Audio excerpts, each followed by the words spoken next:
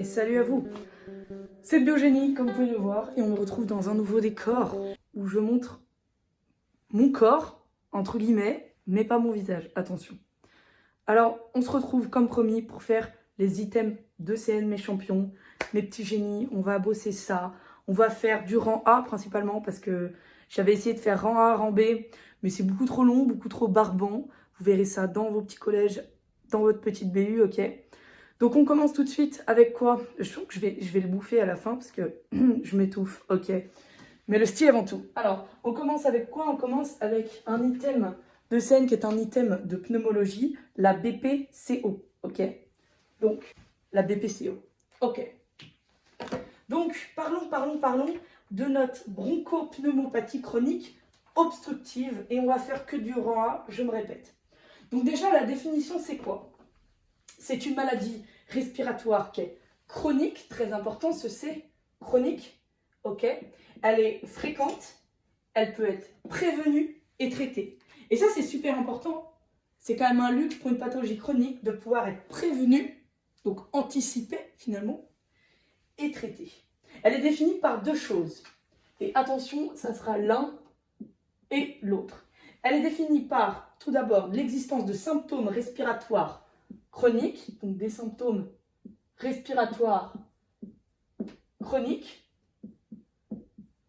mais également, et une obstruction permanente et progressive des voies aériennes qui va se caractériser par ce qu'on appelle le TVO, le trouble ventilatoire obstructif, qui, dans le cadre de la BPCO, est un trouble ventilatoire obstructif non complètement réversible. À la différence de l'asthme, qui est un TVO également, d'accord, avec un rapport de Tifno, on le verra tout à l'heure, qui est modifié, mais qui, après bronchodilatateur, pour l'asthme, peut revenir à la normale, ou du moins être beaucoup amélioré, significativement, on va dire. Dans le cas d'une TVO sur une BPCO, on a très peu, parfois un petit peu de réversibilité, mais pas complètement, d'accord? Donc on ne repasse pas au-dessus de 70 ou 80%. Je l'expliquerai et approfondirai tout à l'heure. Donc pour ce qui concerne les symptômes respiratoires chroniques, ça va être quoi? Une dyspnée, donc un essoufflement lors des exercices, une toux, des expectorations, des infections des voies respiratoires basses qui sont répétées ou traînantes. Il est à noter que le diagnostic de la BPCO passe par la découverte d'un TVO, comme je vous l'ai expliqué, et donc requiert quoi? Eh bien, une spirométrie, naturellement, d'accord? Avec mesure des volumes expiratoires maximal, oula, j'en perds mon français, du moins du volume respiratoire maximal à la première seconde, qu'on appelle VEMS, et de la capacité vitale forcée, CVF, avant et après administration d'un bronchodilatateur. Il existe des événements aigus avec aggravation durable des symptômes respiratoires qui sont supérieurs à un jour, au-delà de leur variation habituelle et imposant une modification du traitement. C'est ce qu'on appelle les exacerbations de BPCO. Donc c'est en fait, comme je viens de vous le dire, une modification avec aggravation donc des symptômes, mais au-delà des variations habituelles qui peuvent se produire. C'est-à-dire qu'un patient qui est en BPCO, comme tout patient qui se respecte, il n'est jamais vraiment stable. Une maladie, surtout quand elle est chronique, elle est rarement linéaire, d'accord? Même si les variations peuvent être discrètes. Et donc, l'exacerbation aiguë de BPCO, c'est un événement qui va vraiment au-delà des modifications qu'on peut nommer de courantes, qui seraient moins inquiétantes. Et ici, ces exacerbations, elles sont aussi caractérisées par le fait qu'il faut adapter et modifier le traitement. Ok? Donc, pour définir maintenant le TVO, je vous ai parlé de ça tout à l'heure. J'ai vraiment alors que je songe à changer, c'est pas grave. Donc, on parlait tout à l'heure du trouble ventilatoire obstructif. Par quoi donc est-il défini?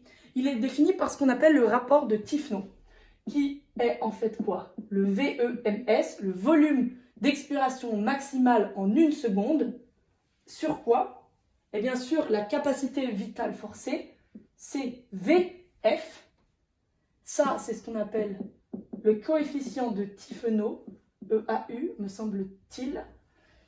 Et ce coefficient de Tifenot, dans un TVO, il va en fait passer en dessous de 70% par rapport à la norme, bien évidemment. On verra tout à l'heure un exemple. Attention au piège. Le pourcentage obtenu correspond au rapport du VEMS mesuré sur le CVS mesuré, fois 100 pour faire un pourcentage naturellement. Mais attention au piège.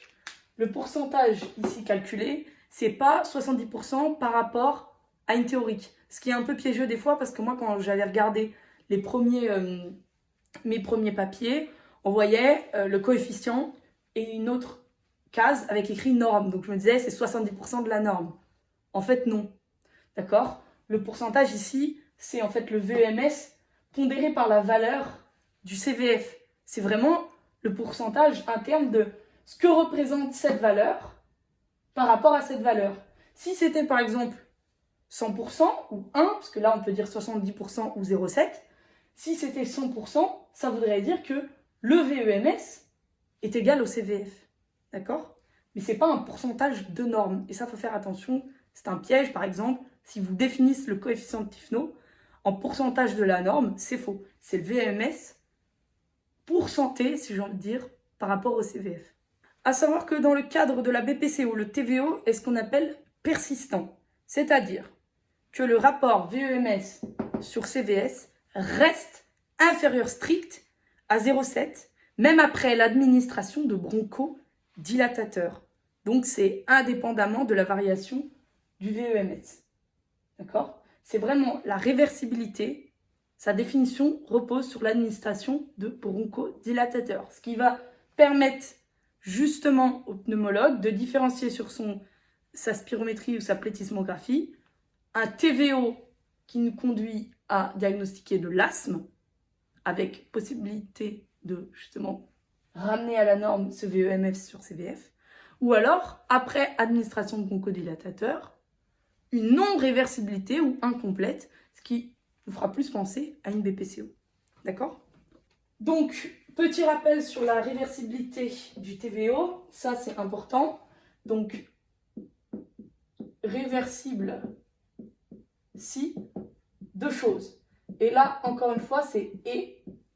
Si le VMS qui doit augmenter après inhalation d'un bronchodilatateur de courte durée d'action ou après une corticothérapie systémique pendant 2 semaines, c'est des équivalents naturellement, soit l'un soit l'autre. Donc ce VEMS doit augmenter de plus de 200 ml par rapport à sa valeur initiale et de 12% par rapport à sa valeur initiale. Comment on calcule ça? On peut faire VEMS post-bronchodilatateur moins le VEMS avant les bronchodilatateurs, le tout divisé par le VEMS pré, donc avant bronchodilatateur, et on regarde si c'est supérieur ou égal à 12. Il nous faut, on parle en pneumo là, du moins dans ce chapitre, toujours de valeur stricte, c'est-à-dire toujours de supérieur strict ou d'inférieur strict, mais jamais de supérieur ou d'inférieur ou égal. D'accord? Voilà. Donc il faut vraiment regarder si le VEMS rentre dans ces deux conditions. Si oui, eh bien, il est réversible, ça sera plutôt de l'asthme. Sinon, vous l'aurez compris, c'est pas réversible, c'est plus une BPCO. D'accord. Ensuite, quelles sont les entités en lien avec la BPCO? Eh bien, la BPCO, elle peut englober 2 autres cadres nosologiques, atteinte des voies aériennes et atteinte du poumon, s'ils sont associés à un TVO. Ces 2 entités sont quoi? L'emphysème et la bronchite chronique. On en parle tout de suite. Donc je vous disais que la BPCO pouvait englober du moins 2 autres pathologies si ces 2 autres pathologies étaient également associées à un TVO. Donc c'est le cas de la bronchite chronique et de l'emphysème. À savoir que c'est pas parce que on n'a pas de bronchite chronique, par exemple, qu'on n'a pas de BPCO. D'accord? Dans toutes les BPCO, on ne retrouve pas la bronchite chronique. Donc elles ne sont pas liées de manière fatale, mais on peut souvent les associer. Donc, si toujours on a un trouble ventilatoire obstructif, ça c'est vraiment une condition sine qua non, comme vous l'aurez compris.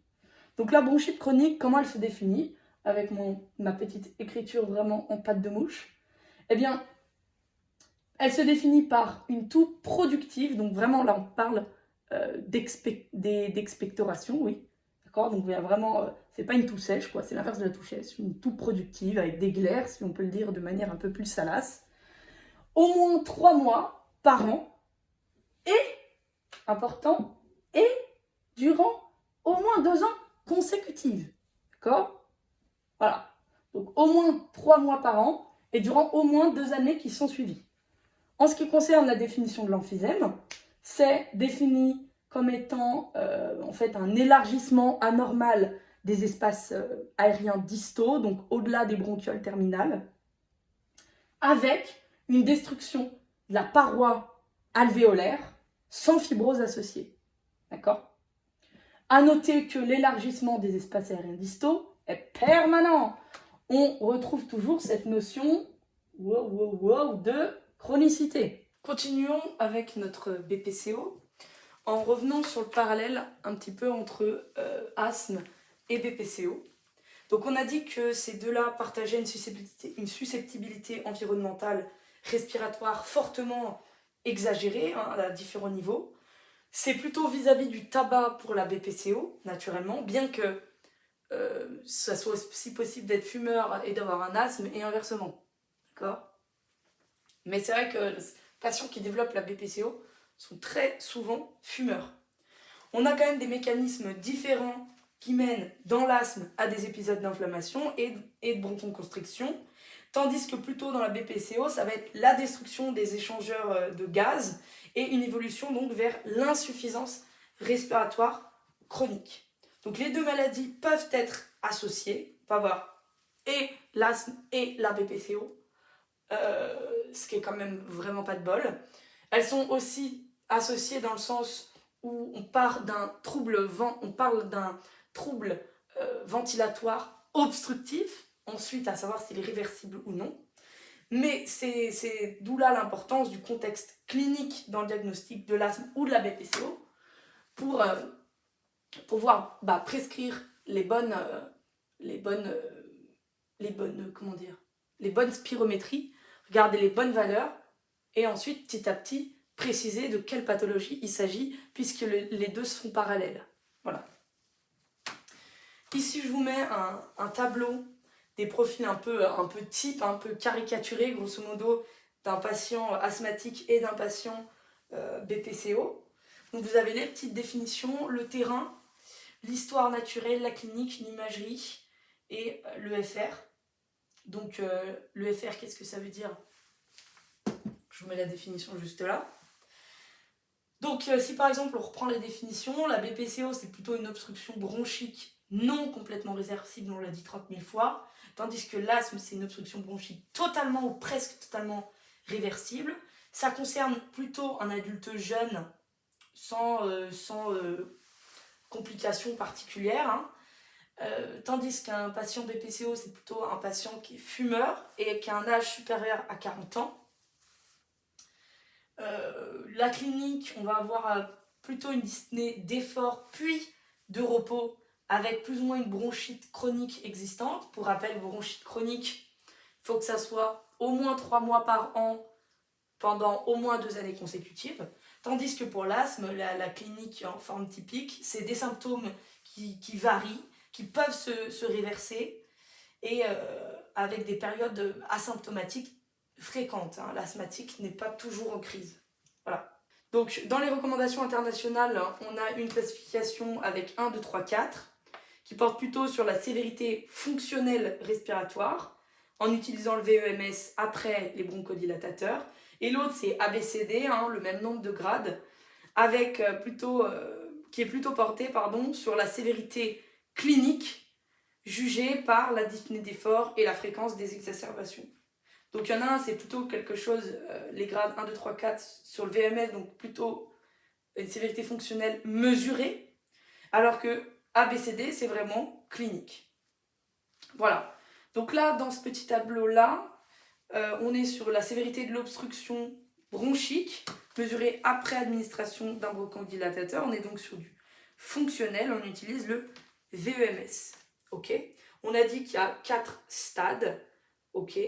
On a le grade 1 léger, grade 2 modéré, grade 3 sévère et grade 4 très sévère. Et vous voyez qu'à chaque fois, on a des seuils de VEMS qui diffèrent. Voilà. Pourquoi là, il y a VEMS supérieur ou égal à 80 ? Eh bien parce que, à la différence du coefficient de Tifno, dont le seuil est de 70%, ici, quand on prend le VEMS simple, eh bien le seuil, c'est 80%. Voilà. Donc bien faire la différence. Et ensuite, on a dit qu'on allait se baser sur la sévérité clinique. Donc là, en fait, ça va être la fusion de deux choses. Deux choses d'une. L'expression, je ne sais pas dans quel cas on utilise cette expression, mais là j'utilise. Donc pour dire qu'on va d'abord regarder la sévérité de l'exacerbation qui va nous renseigner sur le pronostic notamment, avec est-ce qu'on a une ou plus exacerbations par an avec hospitalisation, donc nécessitant. Est-ce qu'on a 2 ou plus d'exacerbations par an ? Tout ça, ça va jouer sur le pronostic et donc sur la sévérité clinique. S'ajoute à cela la dyspnée. La dyspnée, elle, qu'on va caractériser par 5 stades. Stade 0, 1, 2, 3, 4. Ça fait bien 5 stades, ok ? Et qui vont être récoltés, encore une fois, à l'anamnèse avec le patient. Est-ce que je suis essoufflée uniquement quand je fais des efforts importants, stade 0, tout va bien. Est-ce que c'est dès que je sors de chez moi, j'enfile un pull, je monte une pente, etc. Une fois que vous avez donc récolté des scores, on va dire, avec la dyspnée et l'exacerbation, vous obtenez donc un tableau de A à D qui vous renseigne sur la sévérité clinique. Avec donc faible risque, peu de symptômes, faible risque, des symptômes, risque élevé, peu de symptômes, risque élevé, symptômes significatifs. En ce qui concerne le diagnostic, on va se baser sur la présentation clinique. La présentation clinique, c'est quoi ? Par exemple, les facteurs de risque, tout bonnement, est-ce qu'il fume ? Mais aussi sur les explorations fonctionnelles respiratoires, donc typiquement la spirométrie, les symptômes cliniques, évidemment, la dyspnée notamment, et les scores qu'on a vu tout à l'heure, ainsi que les comorbidités. Comorbidité, c'est quoi ? Si on a déjà des maladies ou des troubles associés. S'ajoute à cette première liste d'autres choses, à savoir les signes fonctionnels, donc typiquement la dyspnée d'effort, à rechercher chez tous les fumeurs, qui survient initialement pour les efforts importants, puis des efforts de moins en moins importants, qui évoluent dans ce sens-là, dyspnée d'effort puis dyspnée de repos, fréquemment sous-estimée par le patient d'ailleurs, et qui doit être évaluée au moyen d'échelles, comme celle qu'on a dit du MRC, avec les 5 stades. Okay ? Rechercher aussi si on a une toux productive ou non. Ensuite, les signes physiques, donc les signes physiques, notamment en cas d'insuffisance respiratoire chronique, qui est associée à cette BPCO, on va voir apparaître des signes d'hypercapnie, d'hypertension pulmonaire et de dysfonction cardiaque, droite principalement. Ensuite, on a dit qu'on peut pratiquer les EFR, donc la spirométrie, caractérisée par le coefficient de Tifno, qui est vraiment la spirométrie, le diagnostic de certitude, qui aide au diagnostic différentiel de quel asthme, qui évalue la sévérité, qui participe au choix des thérapeutiques et à l'appréciation du pronostic. Donc, fait un peu tout le travail, cette spirométrie. Viennent ensuite les tests pharmacodynamiques qui permettent d'évaluer, comme on l'a dit, la réversibilité avec administration des bronchodilatateurs ou traitement par corticoïdes pendant 15 jours, qui a clairement le même effet.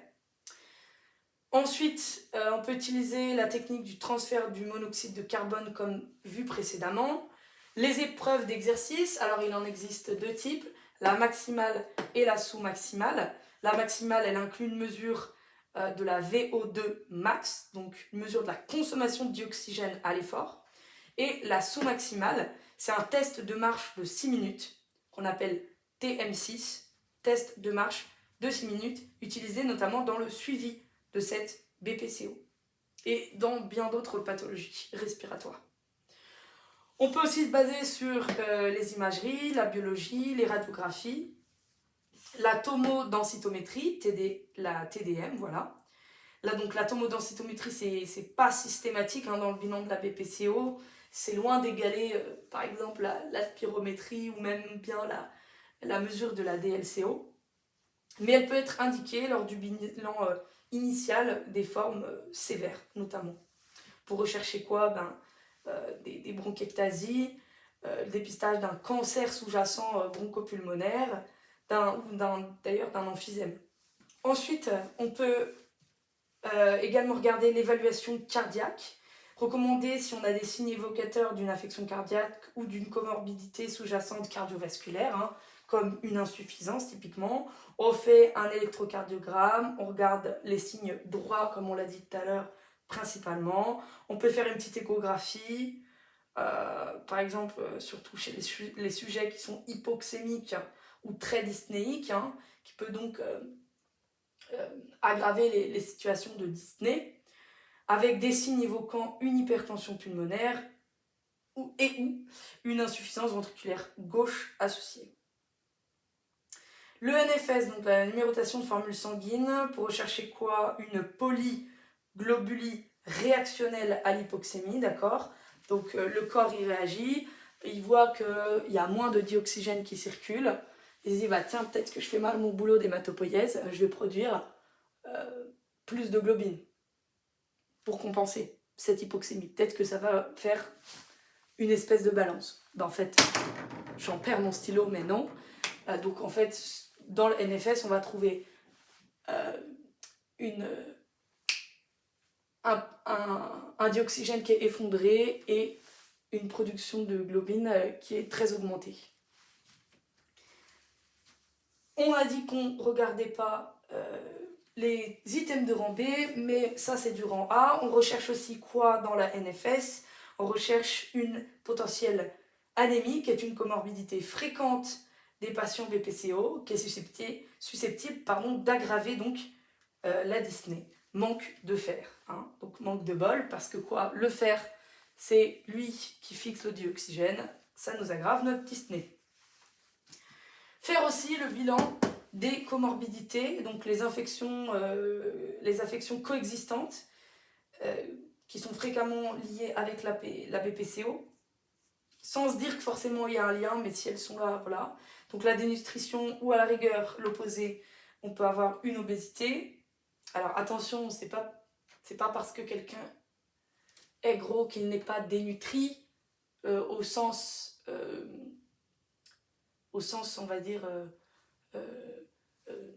protéines ou vitamines du terme, d'accord? Donc dans son bilan, il y a des facteurs, des vitamines qui peuvent être effondrées, et pourtant, quand il va arriver, le patient, il va vous sembler en forme, un peu trop en forme, vous voyez? Bon, voilà. Donc il ne faut pas non plus... pareil, on dit toujours qu'un patient qui arrive et qui est, disons les termes, gros, voilà, visuellement parlant, ça n'est pas un patient qui mange, par exemple, à sa faim, ou qui d'ailleurs a une faim, d'accord? Il y a des patients en surpoids qui sont anorexiques. Voilà, ça c'est important. Donc dénutrition, obésité, dysfonction, déconditionnement musculaire squelettique, anémie, affection cardiovasculaire, anxiété, dépression, ostéoporose et cancer bronchique. Donc tout ça, ça doit être recherché chez les patients dont on a diagnostiqué une BPCO. On leur fait un petit bilan des comorbidités, il y en a 7 environ, dans un certain ordre, pour voir ensuite, peut-être, ou pas forcément, mais peut-être établir un lien causal, ou du moins un lien d'échange de parallélisme, et peut-être d'aggravation, je ne sais pas si ça se dit, de la pathologie première, qu'est ici la BPCO. Au même titre que quand on recherche ces anomalies chez un patient de BPCO, il faut aussi le faire chez un patient qui est non BPCO puisqu'elles peuvent présager d'eux. Voilà, ça se fait dans les deux sens. Un patient BPCO, on lui recherche ces comorbidités-là. Un patient qui a ces comorbidités-là, on va pousser un peu plus loin pour voir s'il n'y aurait pas une BPCO. Donc concernant les traitements et leurs objectifs, ça va être tout d'abord quoi? Améliorer la dyspnée, diminuer les futurs risques et augmenter la qualité de vie avec notamment la capacité à l'exercice qu'on peut aussi appeler capacité sportive qui peut quand même se limiter chez certains dyspnéiques à ne pas courir 200 mètres mais à surtout pas pouvoir sortir de chez eux ou avoir beaucoup de mal à s'habiller. Donc c'est sérieux. Ensuite, dans la diminution des futurs risques, on va avoir quoi? On va avoir le déclin de la fonction respiratoire, avec notamment possibilité de l'évolution vers quoi? Vers l'insuffisance respiratoire chronique, qui est notre item 208 dans les ECN. Donc là, on évolue vers un potentiel handicap. Des exacerbations plus courantes et avec une plus grande gravité, des hospitalisations qui s'enchaînent, et notamment en réanimation. Autre futur risque, naturellement, c'est quoi? C'est la mortalité. Ok, donc là, on a posé les objectifs des traitements. Le sevrage total et définitif du tabac, c'est quand même cependant la seule mesure qui peut modifier le cours de l'histoire de cette BPCO de manière, on va dire, la plus naturelle possible. Les indications médicamenteuses, quant à elles, sont résumées dans ce tableau-là et dépendent principalement des symptômes, donc la dyspnée, et des exacerbations. Donc grosso modo, comment marche le traitement contre la BPCO? On va commencer avec un traitement par les bronchodilatateurs, BD, puis ensuite on pourra mettre en place une donc 2 thérapies et voire éventuellement une trithérapie. À noter quand même que la fonction respiratoire, c'est pas directement la cible des traitements. Ce qu'on cible en premier, c'est les symptômes, donc principalement la dyspnée. Donc là, dans le tableau numéro 5, page 176 de notre petit ECN, collège d'ECN, on a le résumé des indications, donc des principaux traitements pharmacologiques contre la BPCO, avec, pour une situation clinique, un traitement inhalé. En première ligne, on va avoir, comme on l'a dit, les bronchodilatateurs de courte durée d'action. Ici, ça va plutôt être les bêta-2 agonistes et ou anticholinergiques. Ok. Ensuite, on peut avoir les bronchodilatateurs de longue durée d'action en monothérapie. Donc, bêta-2 agonistes anticholinergiques. Ça va être pourquoi? Alors, les bêta-2 agonistes, surtout pour la dyspnée dans la vie quotidienne. Les anticholinergiques, dyspnée en général ou exacerbation. Deuxième ligne, association de 2 médicaments, comme on l'a dit, la bithérapie, bronchodilatateur de longue durée d'action, donc bêta-2 agoniste et anticholinergique. Donc là, c'est la dyspnée avec plus ou moins des exacerbations malgré le premier traitement. Ensuite, on peut aussi associer les corticostéroïdes inhalés avec des bêta-2 agonistes de longue durée d'action, spécifiquement pour les exacerbations sans dyspnée malgré le premier traitement. Et en troisième ligne, on aura la trithérapie pour les exacerbations malgré un traitement double. Donc on voit bien quand même qu'on agit par palier. D'abord, la première ligne. Si cette première ligne ne suffit pas, on va sur une bithérapie. Si cette bithérapie ne suffit pas, on va sur de la trithérapie. Toujours en se posant la question de est-ce qu'il y a dyspnée et exacerbation et comment celle-ci se comporte. Bon, le sevrage tabagique, on a bien compris que c'était quand même la clé, on va dire, de l'amélioration de cette BPCO, quel que soit le stade de la maladie.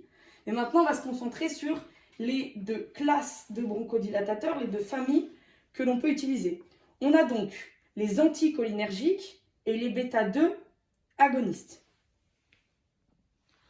Donc concernant les bronchodilatateurs, la voie inhalée est la seule recommandée. Elle implique une éducation du patient par les personnels de santé et de vérifier régulièrement s'il sait l'utiliser. On s'est rendu compte notamment chez les asthmatiques en utilisant la ventoline, qui est un bronchodilatateur de type bêta-2 agoniste de courte durée.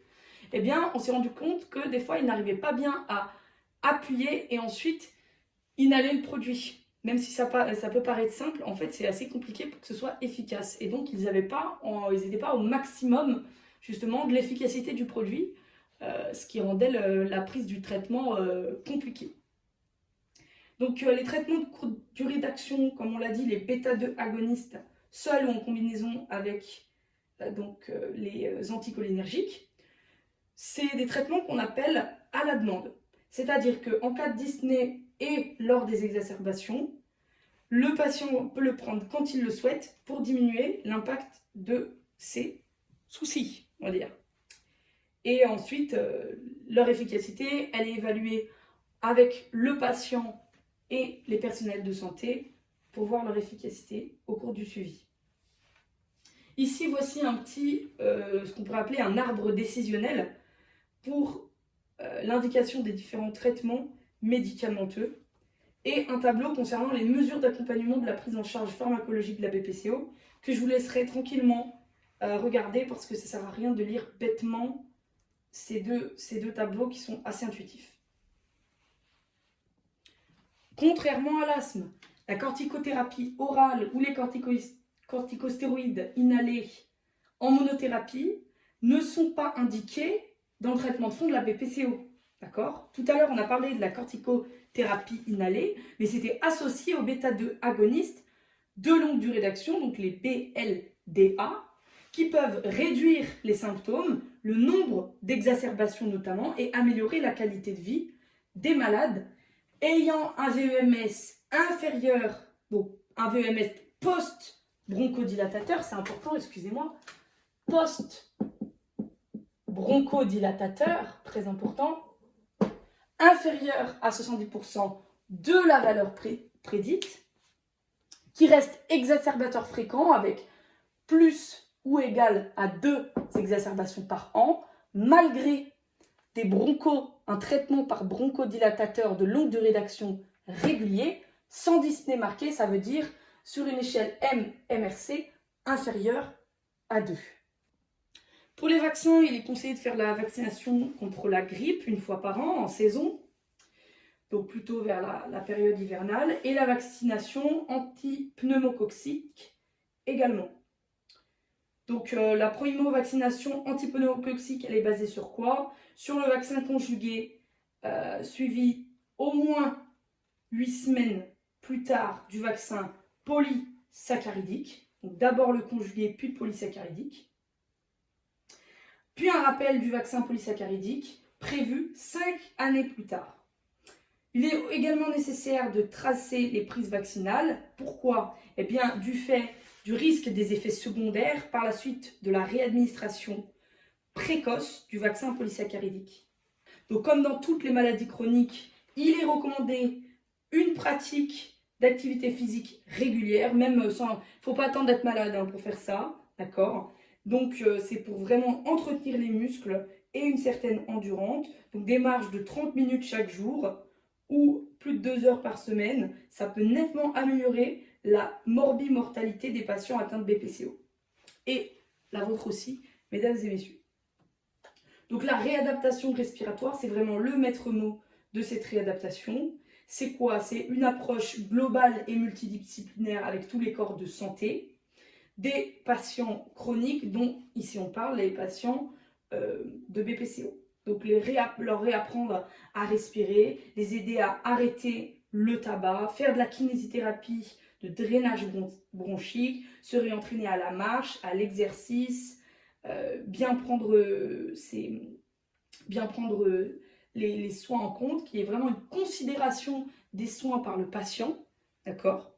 Pour que déjà, il ait envie de les faire, d'accord ? Et puis ensuite, qu'il les fasse bien, ça c'est important. Donc cette réadaptation, elle est recommandée à partir du moment où il existe un handicap, même si c'est une dyspnée seulement, et ce malgré le traitement pharmacologique. Une difficulté respiratoire, quelle qu'elle soit, reste un handicap, surtout que là, le diagnostic de BPCO est posé, donc ça veut dire qu'il y a potentiellement une évolution, comme on l'avait dit tout à l'heure, vers les futurs risques, j'en jette mon stylo, la mortalité, l'insuffisance respiratoire chronique, une dyspnée de plus en plus intense et grave, donc il faut endiguer tout cela. On peut aussi avoir recours à l'oxygénothérapie au long cours et à la ventilation assistée, que je vous laisserai revoir dans l'item 208, qui est l'insuffisance respiratoire chronique. L'oxygénothérapie de longue durée, OLD, qui réduit clairement la mortalité des patients en BPCO au stade d'IRC. Pareil, ça c'est dans l'item 208. On a ensuite la ventilation non invasive à domicile, qui elle améliore la survie, la fréquence des hospitalisations, donc qui la réduit, et améliore les symptômes chez les patients relativement sévères. Elle est notamment indiquée quand on a présence d'une hypercapnie diurne, donc pendant la journée, importante, sous traitement optimal par ailleurs. C'est-à-dire une hypercapnie, eh bien, une pression partielle en CO2 qui dépasse 40 ou 45 mm de mercure selon les livres, malgré ici le traitement, et sous-traitement d'ailleurs. Ensuite, on passe aux exacerbations de la BPCO. Alors, on les a déjà définies tout à l'heure, mais on va revenir un petit peu plus dessus avec notamment les signes de gravité immédiate. Les signes de gravité immédiate des exacerbations, ça va être les signes de détresse respiratoire aiguë, ça fait référence à l'item 359, et à la présence, et dont la présence conduit à l'hospitalisation du patient. Et comme on l'a dit, notamment conduit à un changement de stratégie thérapeutique. La sévérité des exacerbations, elle se traduit également par quoi? Par le terrain, l'âge, le contexte social, les comorbidités associées, la sévérité de la maladie également, et tous les critères autour qui peuvent influencer la prise en charge et l'évolution de cette exacerbation. Donc tout d'abord, on se pose la question de quels sont les facteurs précipitants des exacerbations. Eh bien, la majorité des exacerbations de la BPCO est d'origine infectieuse, donc virale, bactérienne, ou les deux d'ailleurs. Le principal argument pour déterminer si c'est une infection bactérienne, ça va être la texture, j'ai envie de dire, des expectorations. On regarde quoi? On regarde si c'est purulent, d'accord? C'est un petit peu jaunâtre. Les bactéries, donc c'est vraiment la plus grande cause des origines infectieuses pour les exacerbations de BPCO, avec en première ligne, attention, tenez-vous bien, Haemophilus influenzae, également Streptococcus pneumoniae qu'on connaît bien, et une un peu moins connue, c'est la Moraxella catarrhalis. Donc ces trois bactéries, Influenzae, Pneumoniae et Catarrhalis, sont vraiment les trois premières bactéries en cause pour les origines bactériennes qui causent des exacerbations. On peut également avoir une cause environnementale, un peu plus surprenant mais possible, avec un petit monsieur ou une petite madame qui n'a pas arrêté de fumer pendant cette BPCO et qui fume en plus beaucoup. Donc le tabagisme massif peut en être une cause, mais également un pic de pollution. Ça peut être aussi à l'origine d'une exacerbation. Et en plus, ça rime. Il est quand même à retenir que la cause de l'exacerbation, elle n'est souvent pas identifiée. On reste quand même des fois sur des interrogations. Mais il existe bien évidemment des diagnostics différentiels à ces exacerbations. D'accord? Même si on a une majoration des symptômes respiratoires, notamment la dyspnée, chez un patient BPCO, ça peut être il peut y avoir une cause sous-jacente et non pas une exacerbation. Donc à éliminer, c'est quoi? C'est la PAC, la pneumonie aiguë communautaire. Donc pour cela, il faut faire une auscultation pulmonaire rigoureuse qui peut potentiellement identifier un foyer crépitant, une radiographie thoracique objectivant un syndrome alvéolaire, avec un schéma thérapeutique à utiliser, qui est celui des PAC, associé si nécessaire à un traitement au bronchodilatateur. En autre diagnostic différentiel, on va avoir l'œdème pulmonaire, qui va se baser donc sur une insuffisance ventriculaire gauche, induite notamment par un infarctus du myocarde, un IDM, avec un trouble du rythme. Ça va se traduire cliniquement sur une radiographie thoracique, sur un ECG, sur une bio en dosant le BNP et la troponine. Et tout ça peut nous permettre d'évoquer cette hypothèse à la place de notre exacerbation. Ensuite, on peut avoir l'embolie pulmonaire, qui est un diagnostic plutôt litigieux et qui nécessite la réalisation d'une angio-TDM thoracique.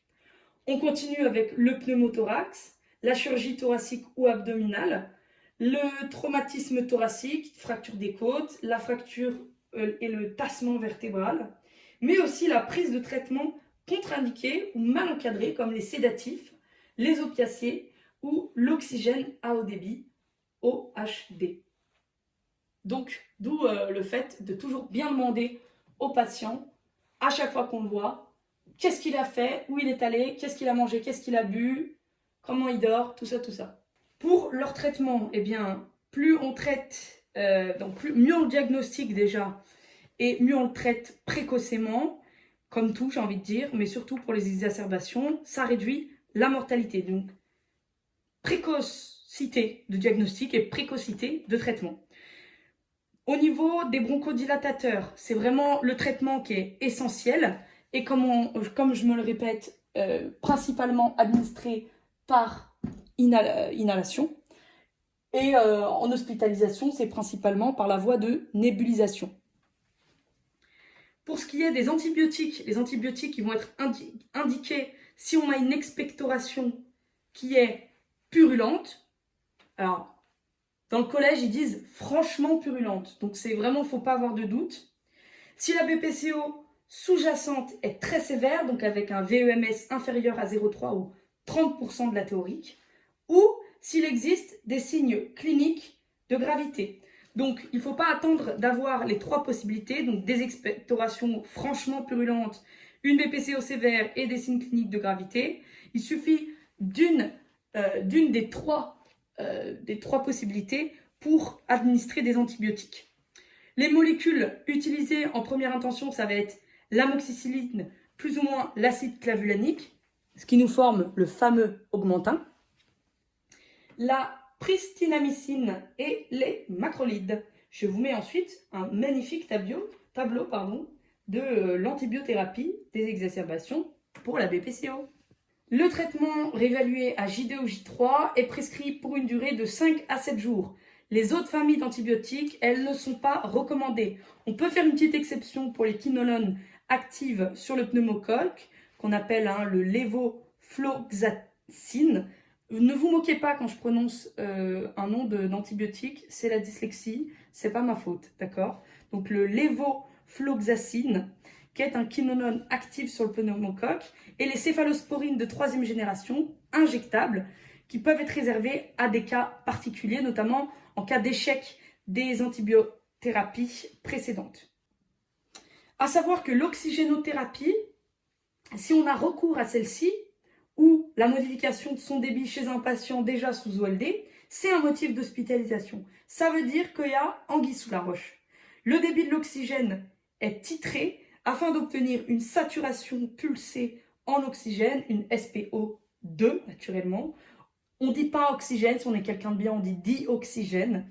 Donc cette SAT doit être comprise entre 88 et 92% comme objectif. Attention cependant, l'hypoxémie mal tolérée ou profonde est un signe de gravité majeure et doit toujours être corrigée par des débits de dioxygène adéquats. En cas d'hypercapnie, donc avec une pression partielle en CO2 trop élevée, supérieure à 40-45 mm de mercure, il doit être effectué une surveillance gazométrique pour éventuellement détecter les rares patients chez qui l'oxygène aggrave l'acidose respiratoire. Ensuite, on revient sur cette corticothérapie systémique de courte durée, mais attention, là, on n'est pas dans le traitement simple, j'ai envie de dire simple, mais de la BPCO, quoi. Là, on est vraiment dans le traitement de l'exacerbation.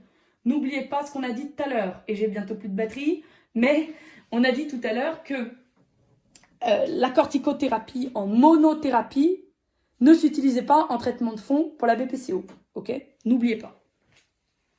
Donc là, corticothérapie systémique de courte durée, à domicile notamment, Elle n'est envisagée qu'en seconde intention, ici aussi, en l'absence d'amélioration après 48 heures de traitement.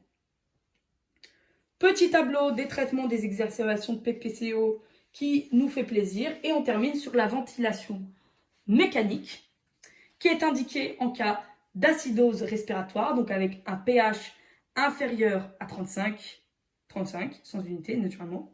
J'allais dire 35 millilitres. Il faut s'inquiéter si ton pH mesure bref. Et on termine avec la ventilation mécanique qui est indiquée si et seulement si on est en acidose respiratoire avec un petit pH inférieur à 35. En première intention, on a dit que c'était plutôt une ventilation non invasive qui est proposée notamment par l'intermédiaire des masques faciaux. Et ça, vous pouvez le voir notamment dans l'item 209, me semble-t-il. Il y a beaucoup de liens avec l'item, pas 209, pardon, 208, l'item d'insuffisance respiratoire chronique. Et sur ce dernier 1% de batterie, je vous souhaite, de la part de Biogénie, de passer une merveilleuse journée, nuit, peu importe, quand vous révisez, l'important c'est de le faire. Tout est dans la tête. Ah, ciao. Et cum skiri, tout est possible, bien sûr. Je vais le dire en latin pour une fois. Cum shire. Voilà, quand même, c'est mieux. Ah, ciao.